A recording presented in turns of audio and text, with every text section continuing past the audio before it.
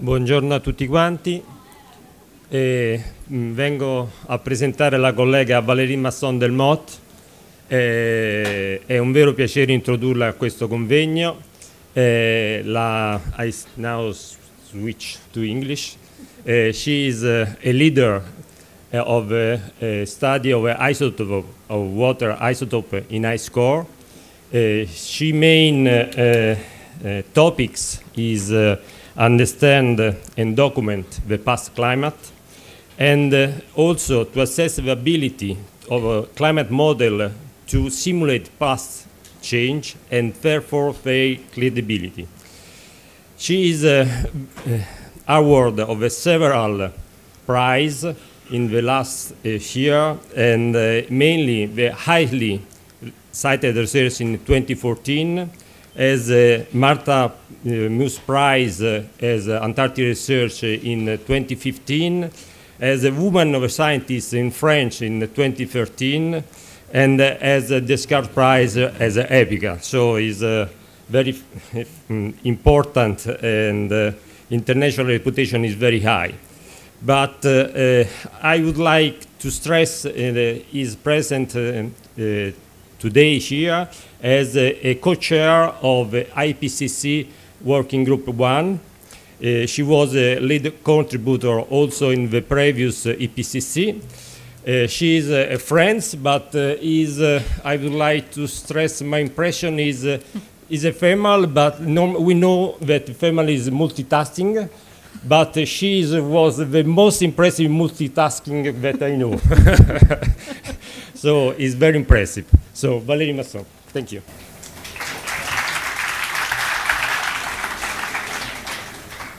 Buongiorno, so I have to apologize. I cannot speak Italian at all, and I will make this presentation in English, and I'm sure my French English is easy to follow. So first, I would like to thank the organizers for inviting me, and also to greet many of my colleagues and friends who are present in the room. This presentation will follow some meanders, and the meanders of climate science, in that I would like to stress what we can expect from the past, from improved knowledge of the past that can inform the future. And so I will structure this presentation by some basics about climate science and timescales, just a summary of the state of knowledge for future climate projections, and then I will go through some examples where there is already use of information from the past for key challenges that are policy relevant for future climate, and also some case studies, precise examples, having in mind that some of you are geologists, so I will focus on some aspects that may be more of interest for geologists. So my first meander will be an overview of climate science, quite briefly. And I always like to show this diagram of a brief history of climate science, with observations starting in the antique times. These stairs in ancient Egypt used to monitor the Nile floods, and observations are of course critical. So meteorological instruments developed, for instance, in Italy in the mid-17th century, and networks of standardized homogeneous approaches to monitor. The use of satellites, the ability to monitor the oceans also in depth, that has been developed late in the 20th century. So we are now at a stage where we can have global monitoring. At the same time, we also have the ability to do process studies from, for instance, field work, remote sensing, to analyze processes associated, for instance, with clouds that were poorly understood just a few decades ago. And then there are the basic knowledge bricks in terms of physics and applied physics to the complex climate system, with fluid physics for the ocean and the atmosphere, mechanics for the ice, thermodynamics and the importance of water in the climate system, and radiative transfers with a knowledge of greenhouse effect since the 19th century. But the challenging of applying these bricks of classical physics to a complex system with different scales of space, of time, and feedbacks that generate an amplified response to any perturbation. And modeling, therefore, plays a key role. Modeling to understand the past, modeling to understand the drivers of observed changes today, and it's the only way to explore possible future risks.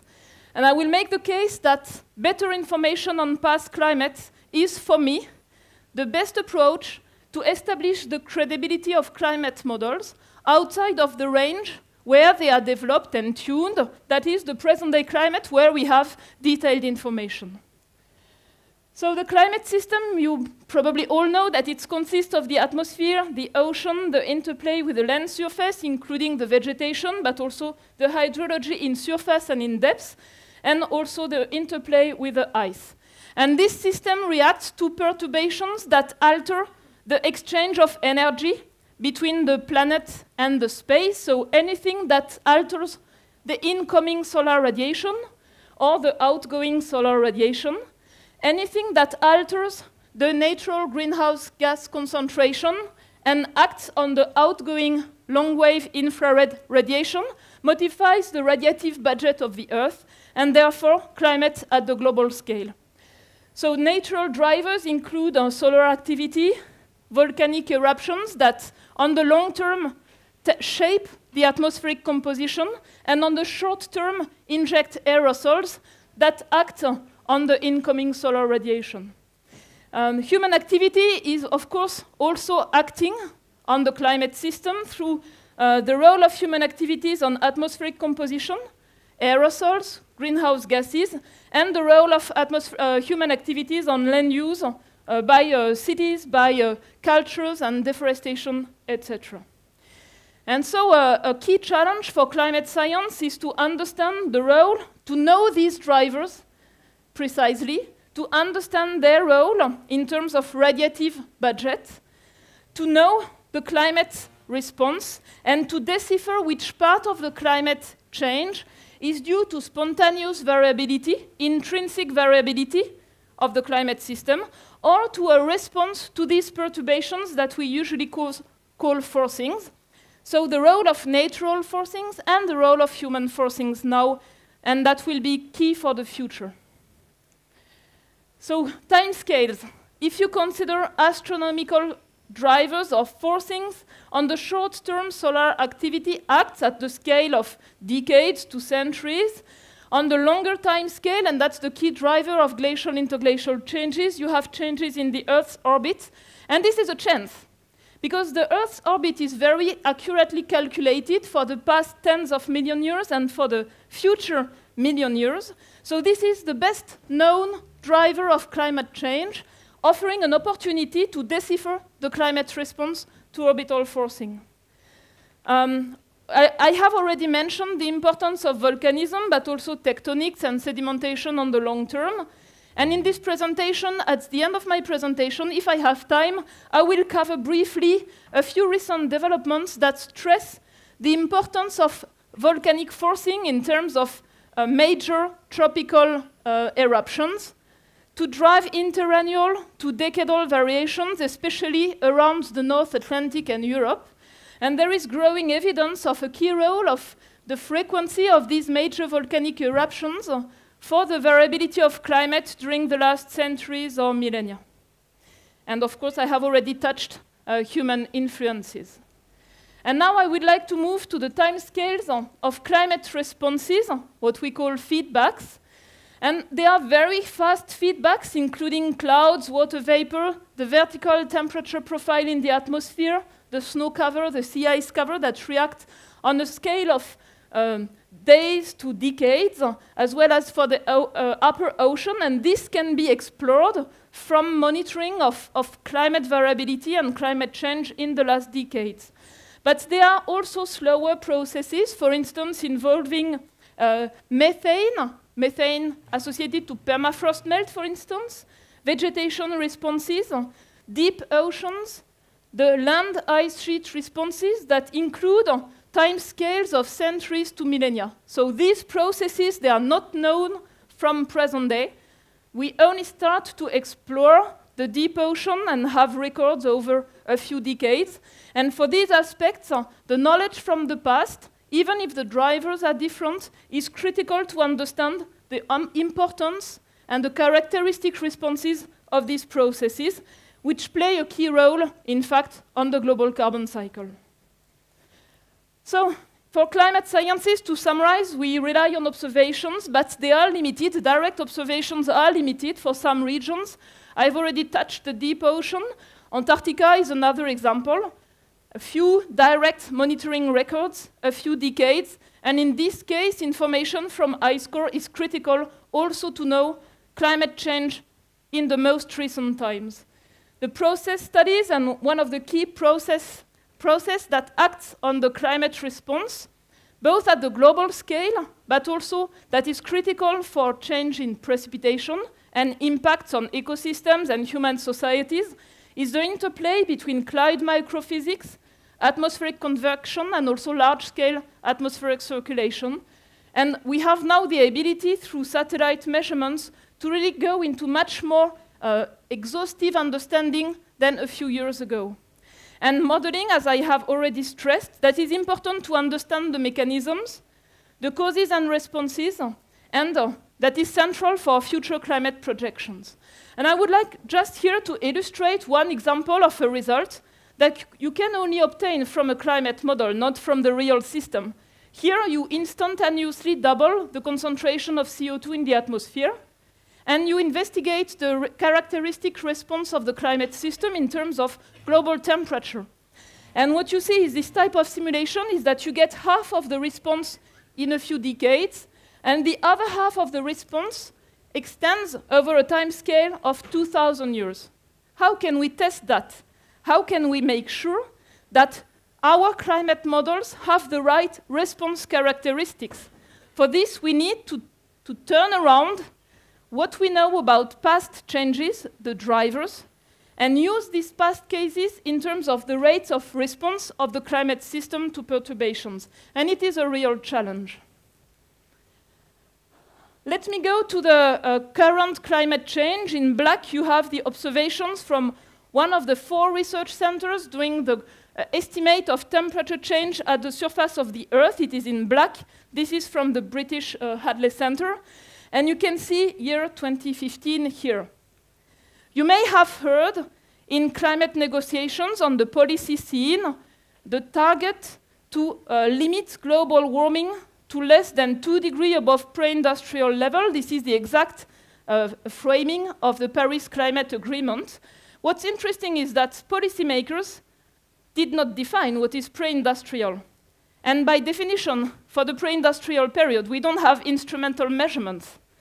So recently we worked with some colleagues trying to define what could be designed as a fair pre-industrial reference, and we suggest 1720 to 1800 could be a good reference before a significant impact of human activities on the atmospheric radiative budget, and with a normal frequency of volcanic eruptions.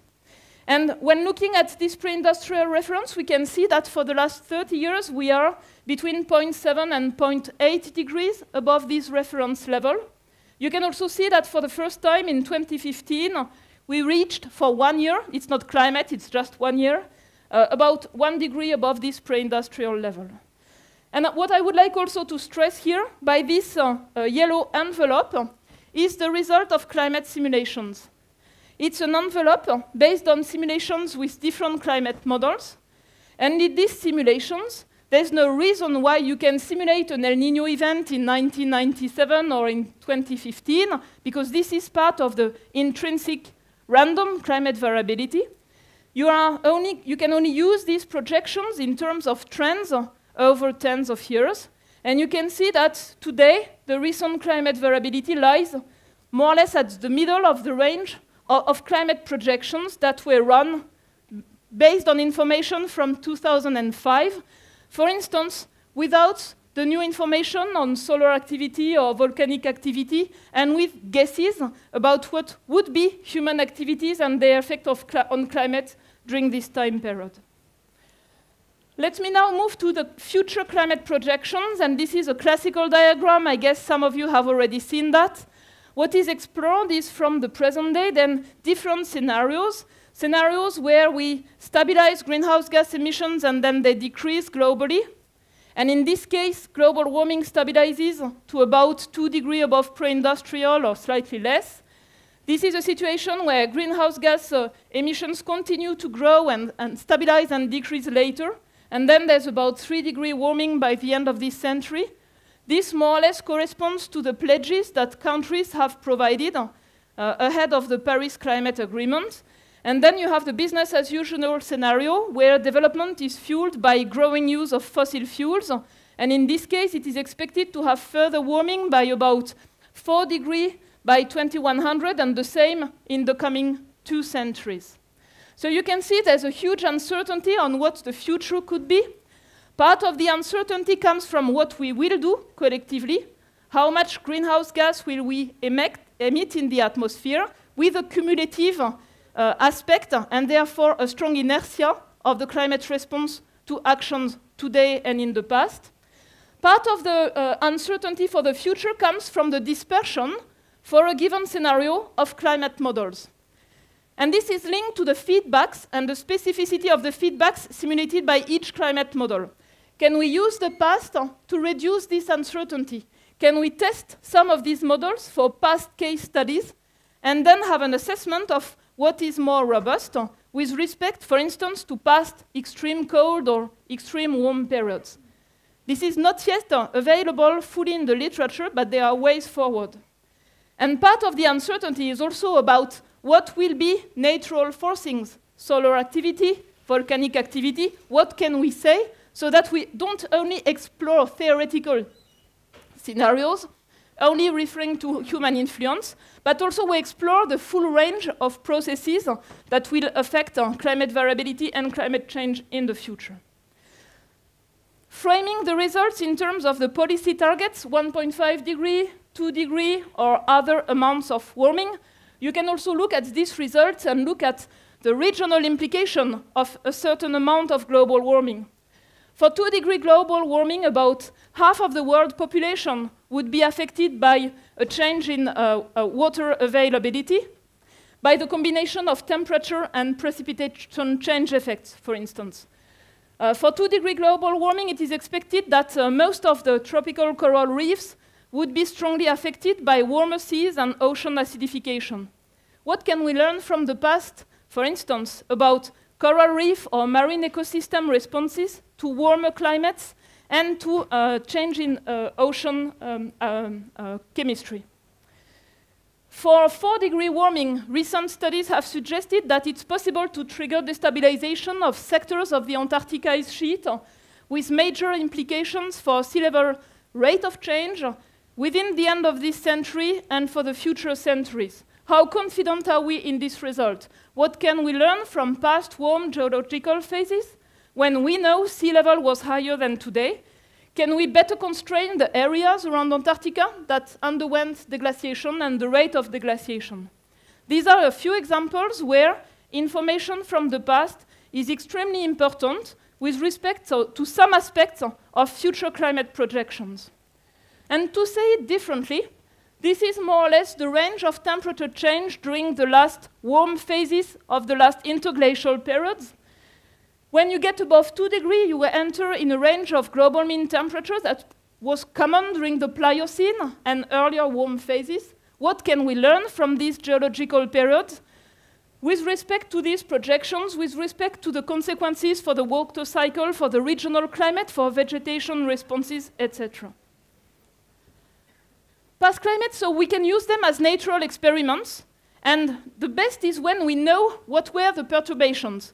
Ice cores, for instance, are formidable time machines that allow us to know the characteristics of deposition of aerosols from volcanoes, have an estimate of changes in solar activity, etc.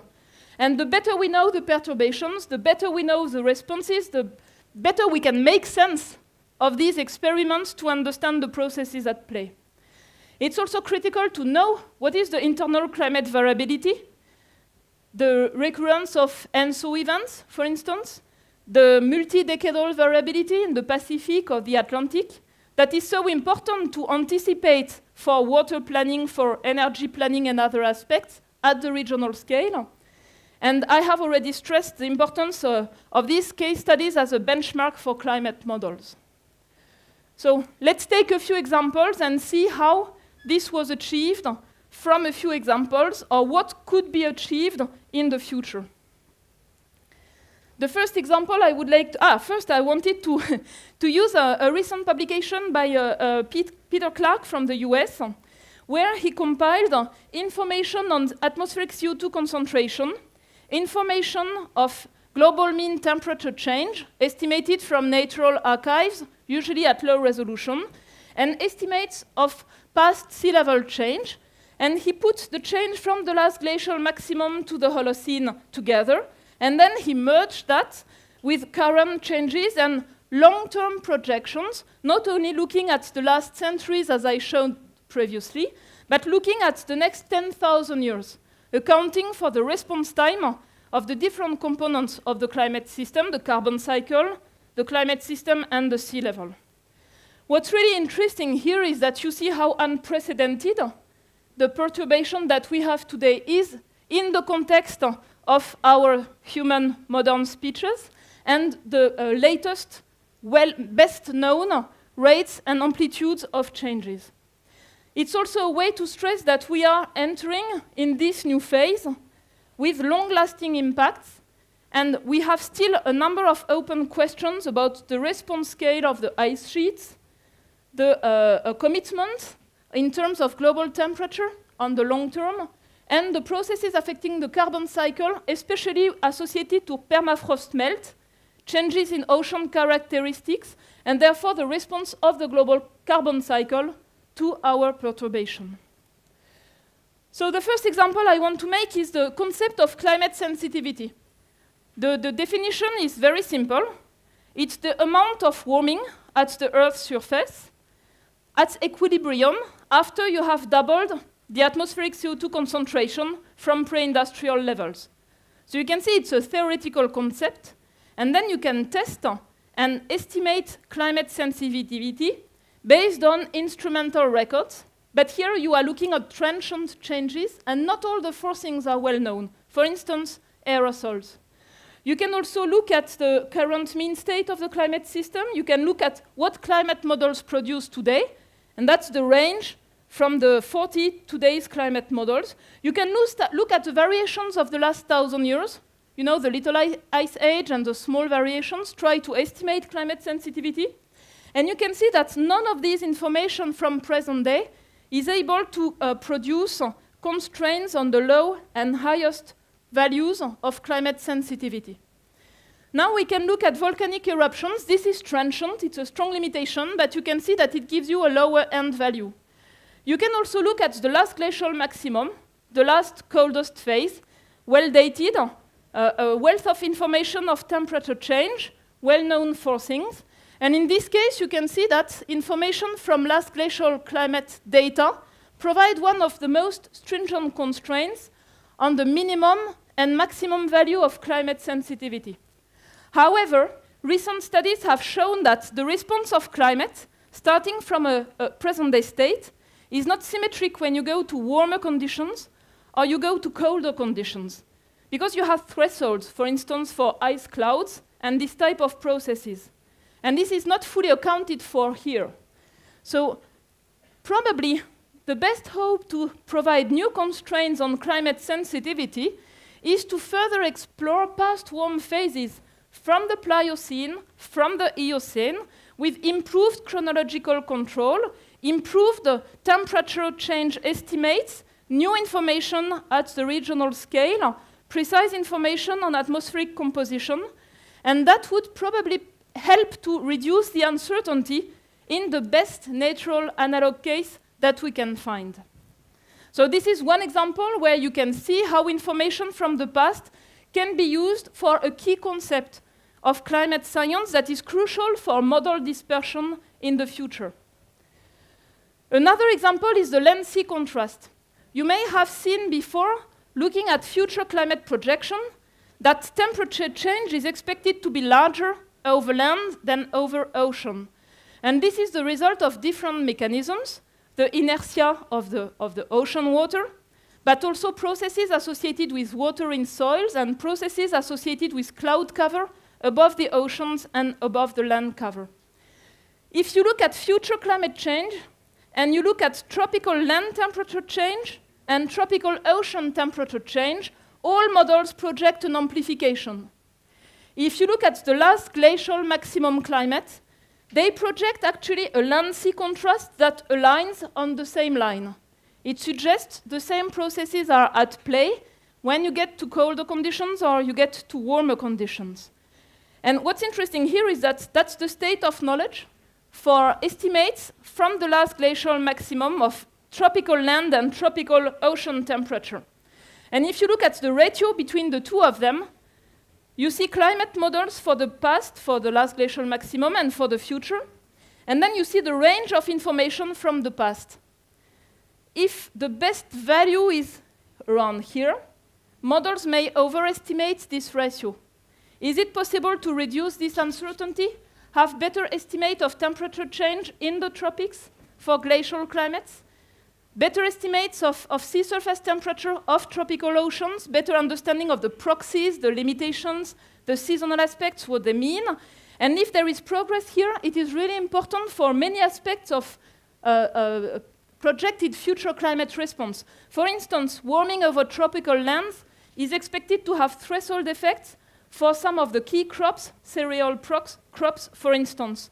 So there's a direct link between uncertainty on climate response and implications for adaptation of crops and other aspects that were central for many societies. Another example is the fate of Arctic sea ice. Arctic sea ice is reducing in the last decades quite quickly, and there are uncertainties on the rate of reduction of Arctic sea ice in summer in the future. What has been explored here is the model response to change in the Earth's orbit 6,000 years ago, warmer summers, climate models produce a reduced Arctic sea ice, and with the same model, what they produce in the future when you increase CO2 concentration in a business as usual scenario. What's interesting is that you see that the models here that react the less strongly for the mid-Holocene are also the models that react the less strongly for the future.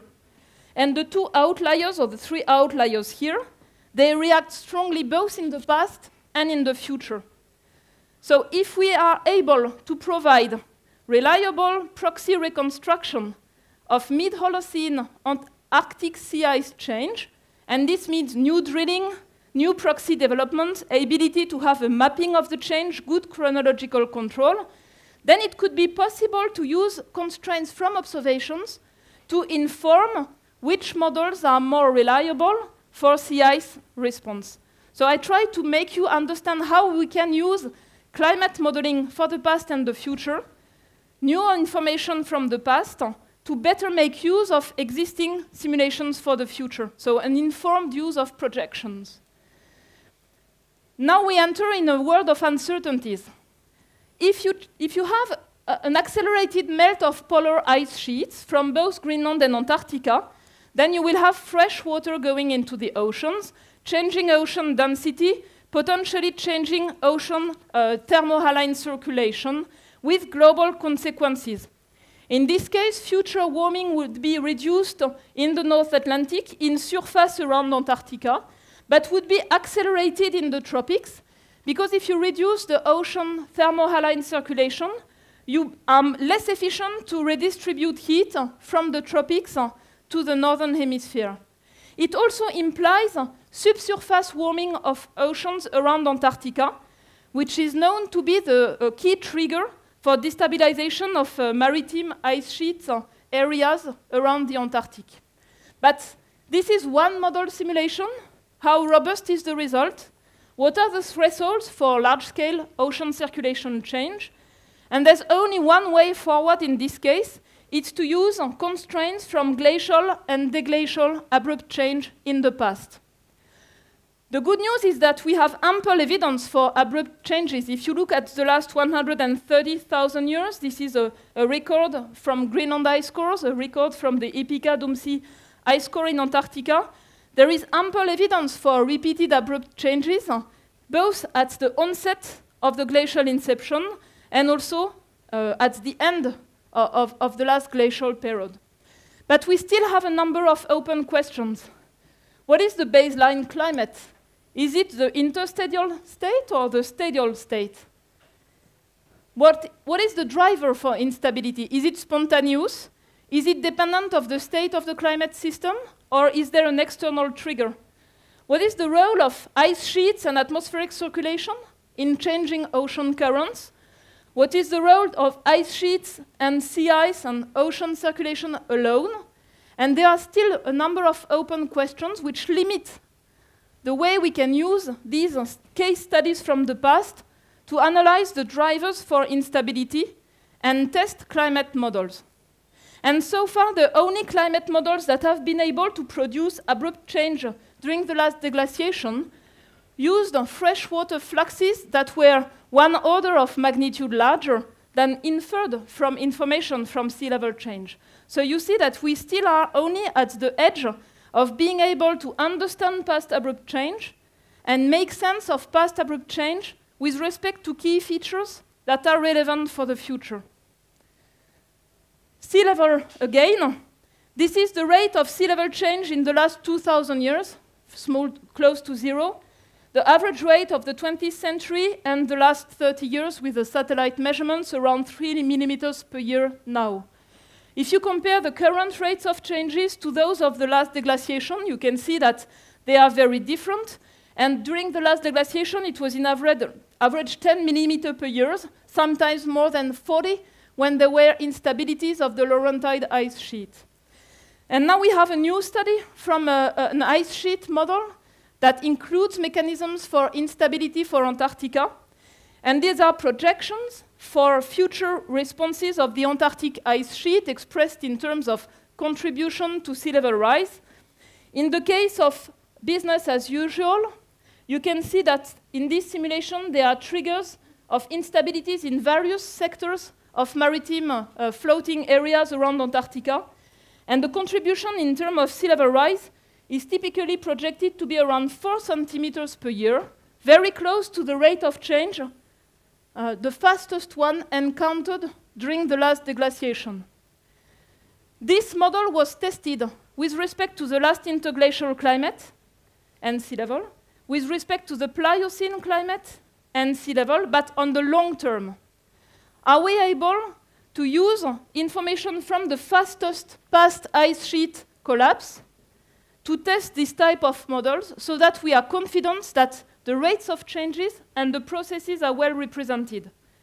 This means further work on the last deglaciation and the collapse of past ice sheets, but it also means that there is a need for information from the last interglacial period, from the Pliocene, about the rates of changes, the regional characteristics of changes in the Antarctic ice sheet. And if I have time, I don't have a watch, so I continue. I would like to mention a few recent works that I have been doing with some colleagues on the response of climate to volcanic forcing. And if we come now closer to the present, volcanic forcing is a key actor of year-to-year variability through the impact of volcanic aerosols on first radiative exchanges. It acts as an umbrella, but also indirect responses through the effect on land-sea temperature contrast, atmospheric circulation, and also ocean and sea ice characteristics and circulation. So briefly, this is what we know from ice cores from Antarctica and Greenland about volcanic forcing for the last 2,500 years. And in a recent work, we have focused on the largest eruptions, the Tambora, 1815, known to be associated with the year without a summer in Europe, but also the Samalas eruption in 1257 that led to the largest aerosol deposition of the last 2,500 years in polar regions. So the volcano at the origin of this eruption has recently been identified which also allows to better model its influence on the climate. I would also like to remind everyone that the response time of this type of major volcanic eruption is 4 to more than 100 years. So the likelihood that it will happen in the future is high, without an ability to, of course, predict the timing of an eruption.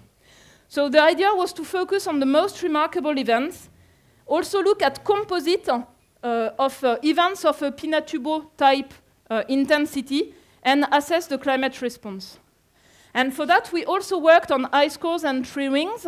We developed new reconstructions of changes in northern hemisphere temperature during the last 2,500 years, using different methods, different statistical methods to include information from regional tree ring temperature sensitive regions. And when we make this analysis, you can see the flags for the major volcanic eruptions below the coldest years. You can see that 6 or 7 out of the 10 coldest years follow major volcanic eruptions. Not all of them, but most of them. You can also see that we reconstruct in the northern hemisphere a summer cooling of about 0.8 to 1.3 degrees in the 2 years following the major eruptions. And by accounting for aerosol microphysics, we are also able to reconcile climate models and these reconstructions of temperature for these characteristics of responses. You can see, for instance, that the largest eruption in terms of aerosol deposition does not have the largest climate impact because of processes of coalescence of aerosols in the atmosphere for very large eruptions. We have also worked on the spatial structure following the Samalas eruption in 1258 and 1259, using regional information from tree rings, ice cores, and historical data. There's no homogeneous cooling. There's an interplay of the response to the eruption with the North Atlantic Oscillation, with El Niño in the Pacific, that shapes a very complex regional pattern. And there were several local subsistence crises in Japan, in the UK, and in France in the years following this eruption. We have then looked at indirect effects, how the volcanic eruptions affect not just the temperature in the years after, but also the North Atlantic Oscillation, which is a key driver of precipitation and temperature changes in Quebec, in Greenland, and also in Europe, especially around the Mediterranean Sea. So we have reconstructed the characteristics of the North Atlantic Oscillation during the last 1,000 years, using multiple proxy records from natural archives. So this is the result, and you see that it has no strong organization, but when you composite with respect to major volcanic eruptions, and it is shown here, there is in 8 times out of 10 a strong response and a positive North Atlantic Oscillation in the 2 years following a major eruption. This means that if a major volcanic eruption happens in the future, it will drive organized, structured responses with predictability on a scale of 2 years for climate, water, energy demand, capacity for some aspects of energy production in Europe over more than the usual weather forecast timescale. And finally, we have also looked at the decadal variability. We have combined information from shells near Iceland as proxy records for characteristics of North Atlantic circulation, with information from Greenland ice cores that is sensitive, of course, to the sea surface temperature in the North Atlantic. And we have shown that after major volcanic eruptions, you trigger a variability organized over 20 years, and therefore the timing of successive eruption can lead to excited responses, sustain bidecadal variability, or cancel these cycles depending on the timing between successive eruptions. And therefore, I would like to stress the importance of better knowing the volcanic forcing. It's important for near-term climate predictability.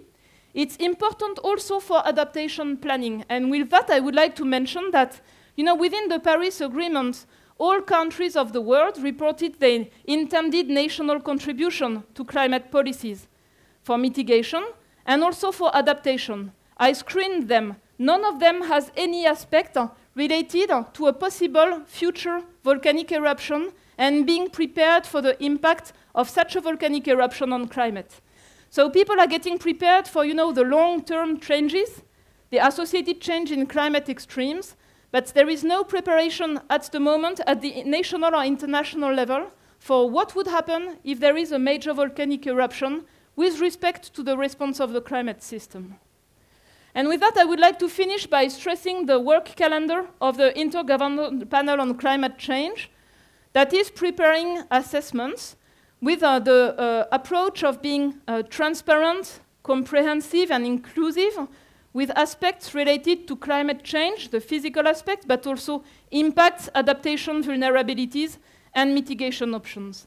And with that, the calendar for the coming years is a special report on global warming of 1.5 degrees above pre-industrial levels, impacts and associated greenhouse gas emission pathways, to be delivered in 2018.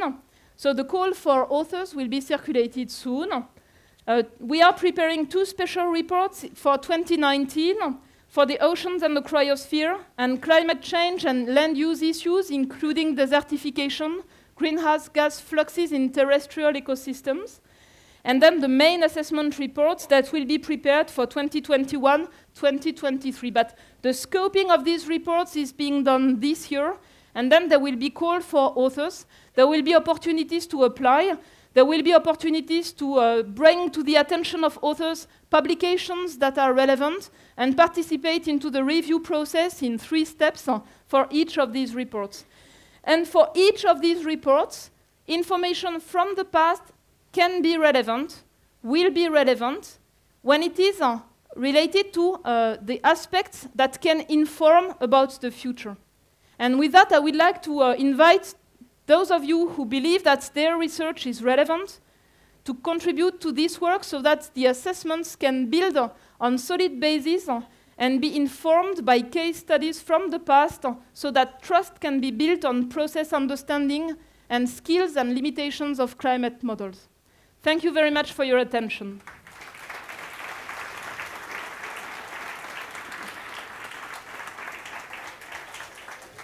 Thank you very much, Valérie. As usual, a very impressive presentation. We have time for 2 questions. Elisabetta.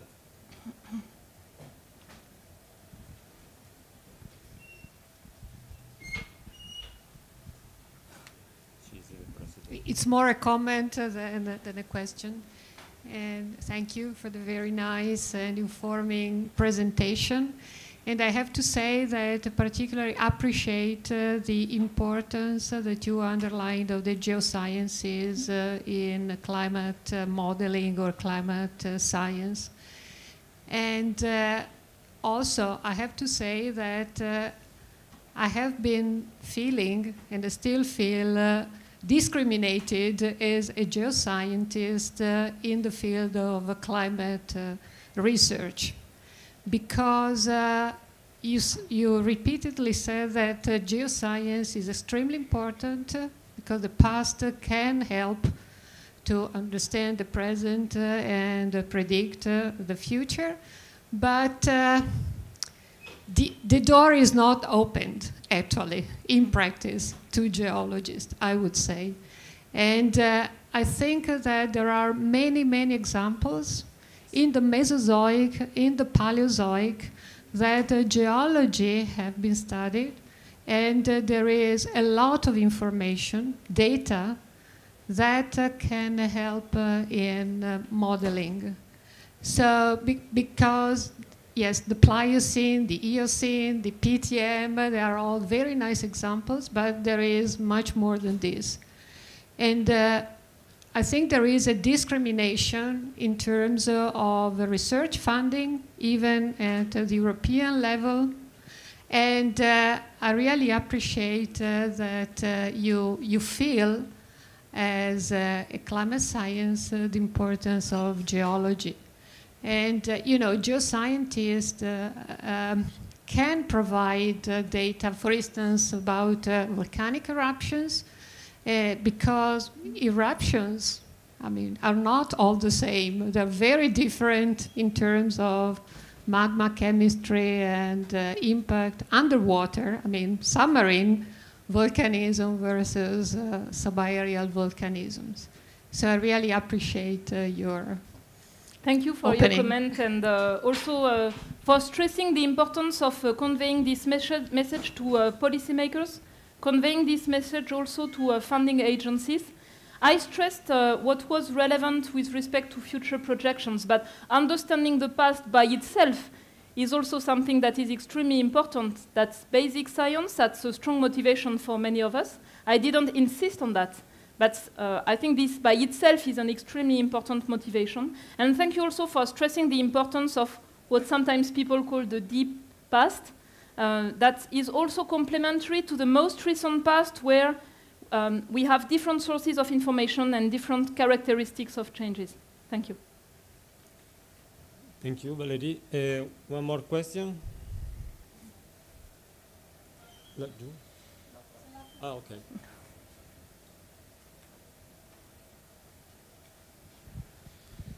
About the volcanic influence on the climate, you have considered some very important major eruption of the past 1,000 years, but do you know that from time to time you have a very largest eruption, the so-called super eruption, that are some degree of magnitude higher than that you have shown today? You have some idea about the influence of this Yellowstone type of Campanian Kilbride type eruption on the global climate? Thanks. I understand your question. I'm not sure that I can provide a detailed answer. My own experience was working on the time scale of ice cores. And for instance, there were Yellowstone type eruptions, if I'm not wrong, about 600,000 years ago.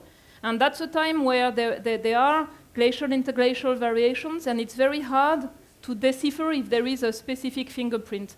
Another example is the Toba eruption.